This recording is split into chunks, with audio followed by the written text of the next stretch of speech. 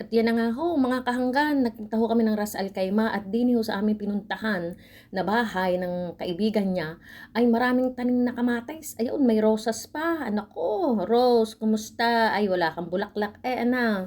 Yan, ang dami nilang tanim. May kamatis, may malunggay, talbos ng kamote, kalabasa. Yan ho yung mga kalabasa. Nako, sabi ko, siya ka, mamaya, titiranin kita, ako yung mangukuha. At masarap na gulay kaya yung kalbasa na yan, yung bulaklak at saka yung pinakamura niya, yung mga talbos ko. Siya, sigurado ka mamaya sa akin ha. Yan na nga ho, kami ho'y naglakad-lakad muna at umahagayaan at kami ho'y pupunta doon at maghahanap ho kami ng aming kakainan. Ay gusto ko ho medyo mainit-init siya tiyan. Pero ayan, naglakad-lakad muna kami din sa likod ng bahay at ito nga ho, nakakita kami din ng mga puno. Ito ho ang lumang Ras Al Khaimah. Ito ho yung mga bahay na maliliit ng mga lokal dati. Ayan, ganyan ho dito sa Ras Al Khaimah. Dito sa, kumbaga ito ay probinsya, bukid.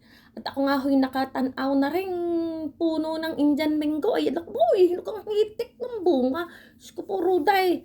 Ay, pagkakadami hong bunga na rin, kailangan ho'y mga bubut pa. Maliliit pa ho. Nakay, kung arga ho'y malalaki na, asya. Kawa-awa ho ari sa akin. Alah, magalit na ang may-ari, ako'y mangunguha. Naku, baka naman ako'y makakulong. Pero talagang tulo ang akin laway din sa Indiang Menggong are. Ay, ari kahit maliliit, ari nga akong masarap bago sasaw-saw nyo sa bagoong. Ko, talaga namang makakapanipa ng ewan. Pero ari masarap. Naku po. Sarap na rin Indian Menggong are. Ari mga bubot na are. So, at kami nga ako'y naglalakad na din at kami nga ako'y pupunta na at maghahanap ho kami ng restaurant na kakainan at ang gusto ko ay parata.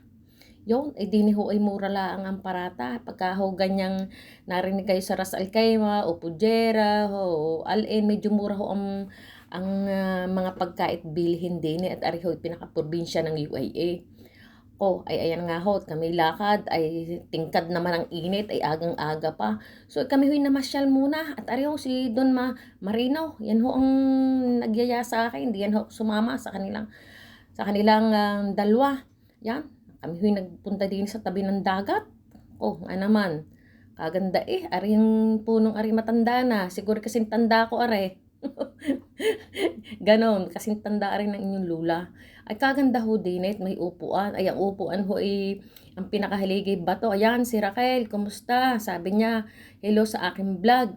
Ngayon ho, ipakikita ko sa inyo ang mga lumang bahay din Yung mga lumang bahay ng mga taga Ras Al Khaimah, yung mga lokal. Kita ho ninyo yun.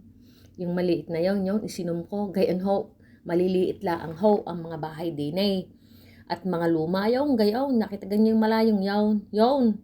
Gayon ho, kaliliit na mga bahay din at mga luma. Ngayon na yan, pero magaganda na ho ngayon ang mga bahay at kita ho ninyo aring dagat na rin. Ay ika ngay blong-blo Yan, sabi ko, mangunguha ng alokbati. Ano ko, ang ganda ng alokbati na yan. Ay gunting ka kay gunting, hindi naman tama. Ano ko yun? Ang busilig na rin matandang aray. Ako, sariwang-sariwa ang mga gulay din Di ako hinanguha. Pinuti ko ng pinutit. Inaani ko ng inaani aray. Talaga naman ho, pagsasarap manguha din At din ho yung talbos ng talbos ho ng kalbasa. Ay di ho aray. Pinanguha ko, pati ho yung bulaklak at akin hong iuuwi sa amin. Nga naman, kita ho ninyo, kagaganda At di nga ho mga kamatis. Yang, pinuti ko na rin, tinira ko na. Ayan, pinipitas ko pag sa dami hong bunga. Ay kalalaki, arhi organic. Arhi wala ho, aring pataba at saka spray. Yan ho ang aking mga pinanguha. May talbos pa ho ng ampalaya at sili, kamatis, isang talong, alokbate. Di yun ho ang talbos ng aking kalbasa. Sarap na yan. Di yan na nga ho. Ang talbos ng kalbasa ay inilaw ko sa aking gulay na mais. Ayan, yan ho ang aking pinapangarap. Gayan ho kami sa Batangas. Ang talbos ho ng kalbasa at bulaklak ay nilalagay sa gulay na mais. Pagsasarap naman ho ng aking kain. Ay tunay naman kayo, pati higop ko. Tunay na, hindi mababayaran ng 1,000,000 piso.